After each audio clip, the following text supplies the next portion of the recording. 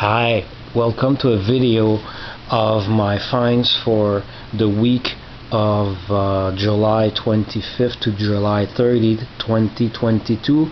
I went on a road trip to visit my dear friend Michi45, that's his YouTube username, to visit him, and because I sold him my Roger Rabbit collection, I rented a GMC Savannah. And I'll give more details in a minute.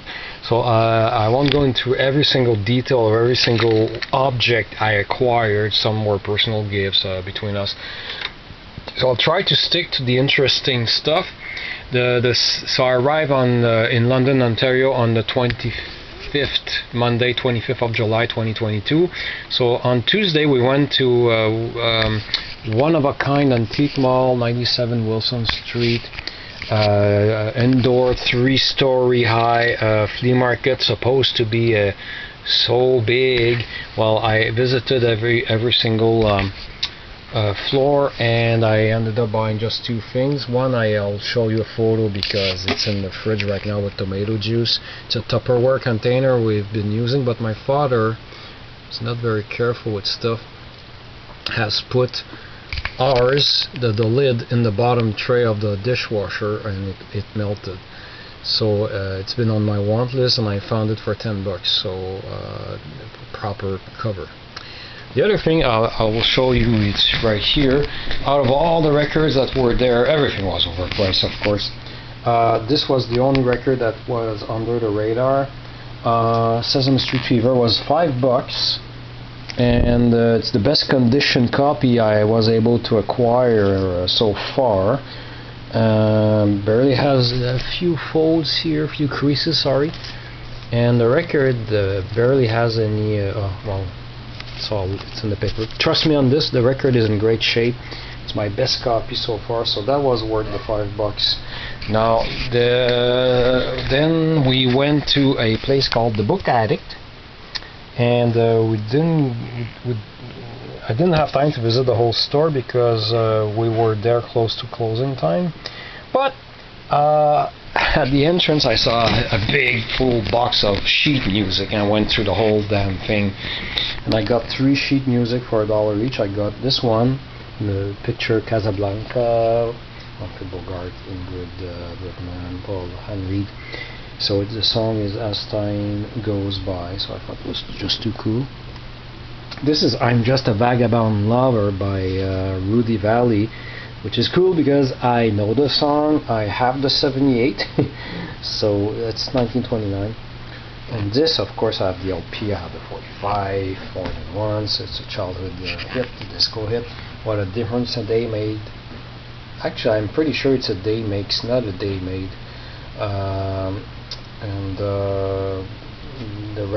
Of course, here it was recorded by Esther Phillips.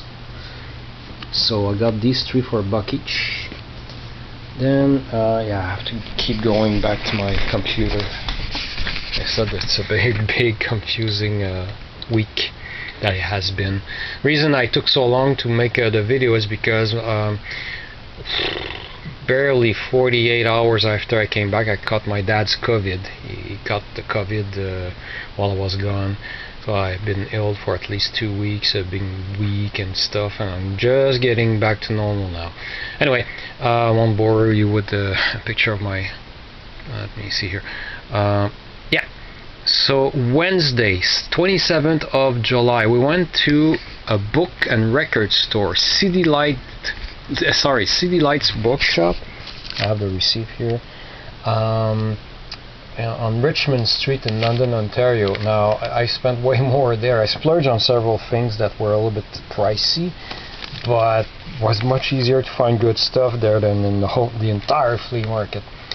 But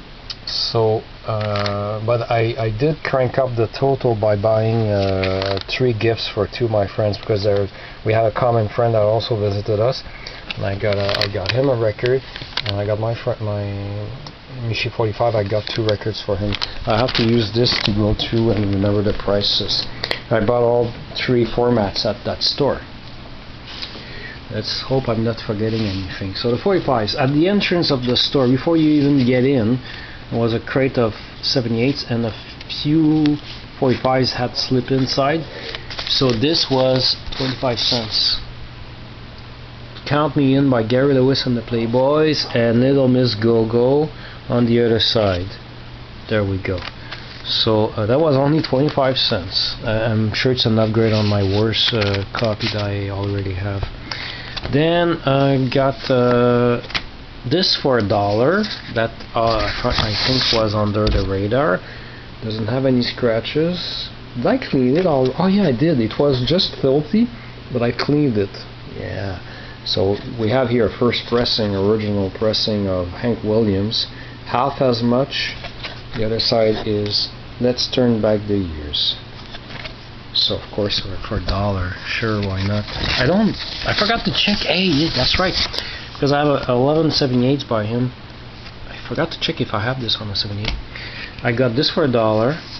Any Bounce Today by Andrew Sisters with Big Sean. The other side is Any Bounce Today as well, but Jimmy Dorsey and his orchestra, and there's a timestamp on the sleeve, February 28, 1942. So that matches. That's right into World War II, and pretty cool. My friend told me he was embarrassed because I kept swearing in the store. We're in the second story of the store, and I thought we were alone. I didn't know there were other customers. Apparently I said holy shit several times. And yeah, so to find an Andrew Sisters record I don't have, that was pretty cool. This I couldn't remember if I had this version or not. I'm confused. There's at least 3 versions of Stranded in the Jungle out there. This one is by the Gadabouts. It's in great shape. Blue Strains on the other side. This was on the Savoy Records label, a jazz label, so I took a chance. Wild Wig by Big J McNeely and his Blue Jays. The other side is Benson's Groove. And I got 3 of these old jazz records by Original Dixieland Jazz Band. On this one it was still spelled J-A-S-S. Dixie Jazz Band One Step. Livery Stable Blues Foxtrot, 18 to 55. I think it's 1917, or I forgot to check the year. Of course, these are acoustic. Again, Original Dixieland Jazz Band, 18-4-83. We have Blue the Blues and Sensation Rag, One Step, and Morning Blues. Again by Original Dixieland Jazz Band, 18-5-13. The other side is Clarinet Marmalade Blues, One Step.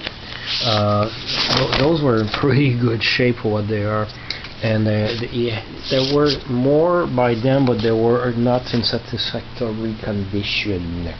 So we're still in City Lights Bookshop, okay?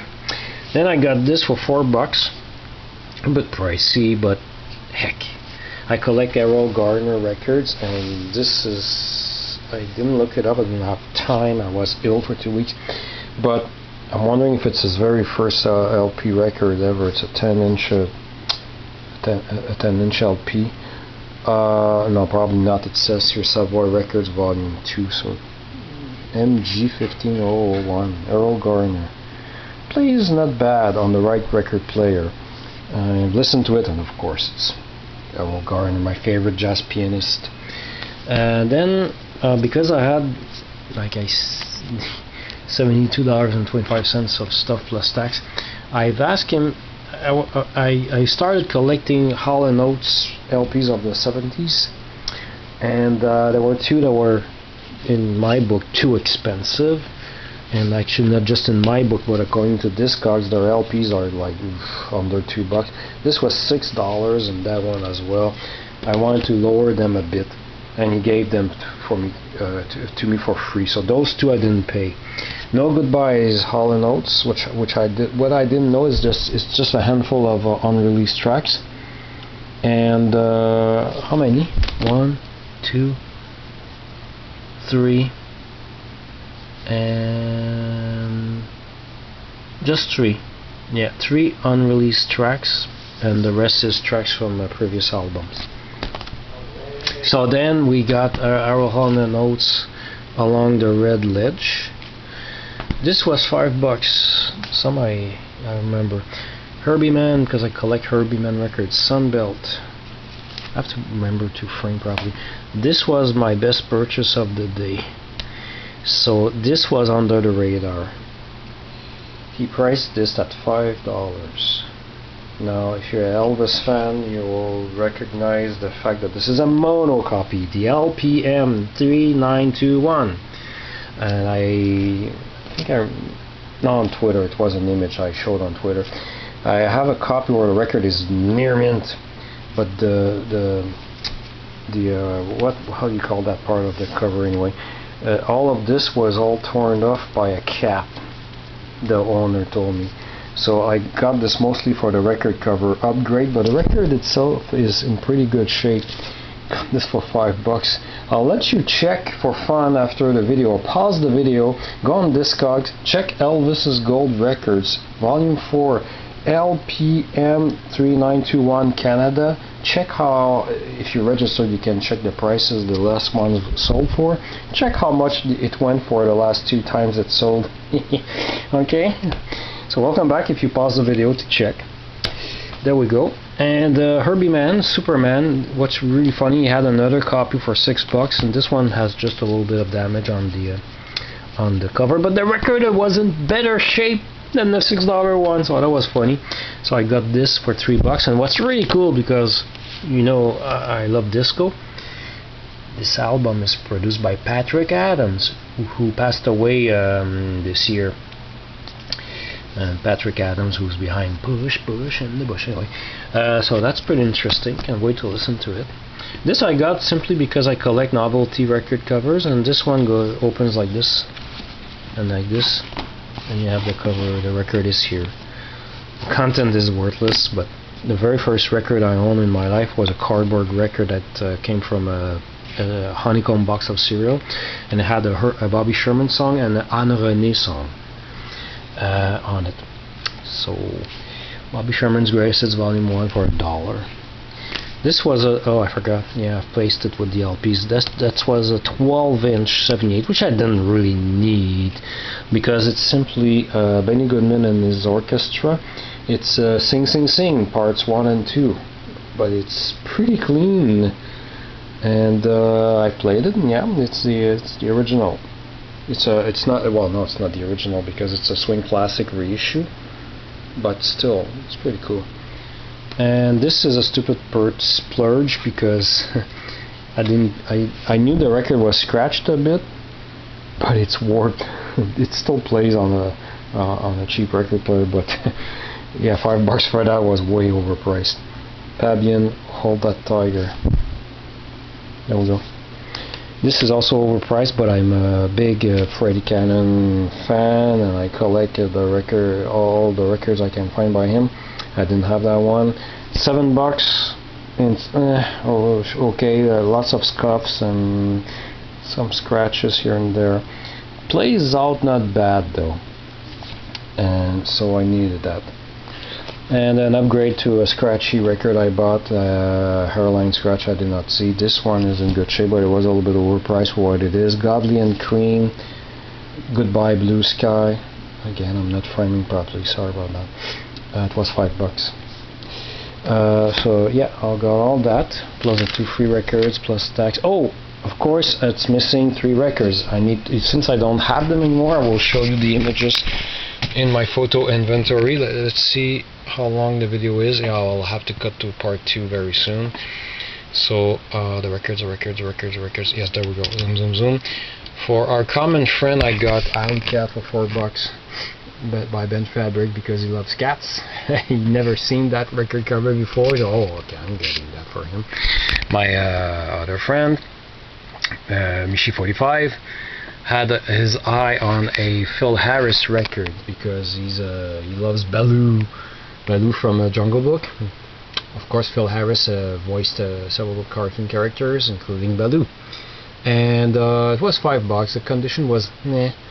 And we split up at one point. He didn't stay as long as I did at the store, so allowed me to pick a better copy that I found later in the store. Still $5. Actually, I saw 3 copies, all $5. So I got the better condition copy for him. And I also got him something I knew he would like, because he's a big, whoops, sorry about that. He's a big Walt Kelly fan, Pogo. So I got him Songs of the Pogo. Yeah, so it was a bit pricey and scratchy, but his reaction was worth every penny. So those were all the records I got at that store. Let me cut off and invite you to jump to part 2.